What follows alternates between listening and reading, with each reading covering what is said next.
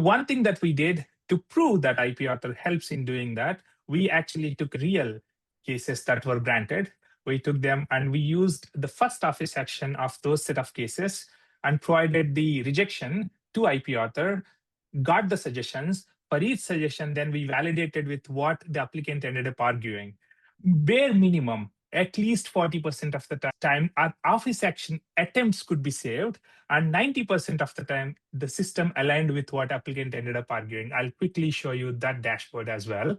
So this is the dashboard that we put together where we had like 88 cases or so, within which 24 of them we so far validated, where we provided the first office action, and these are all granted cases.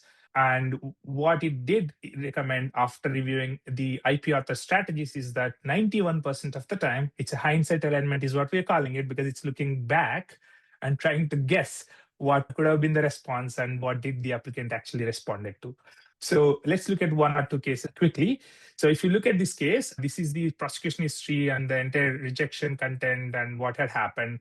But if you look at the first strategy that IP author had recommended, it recommended that amend claims 1 to 21 because this interspacing, inter-element spacing, and so on. And this is AI reviewing the IPR recommendation versus what ended up being the actual argument.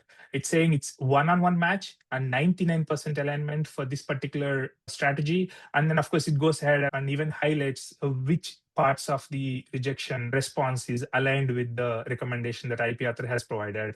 And we did a thorough analysis just to make sure for us, but we want to share this with you to add to the confidence as to how much work we are doing in the behind the scenes to make sure our claims hold true when you use it.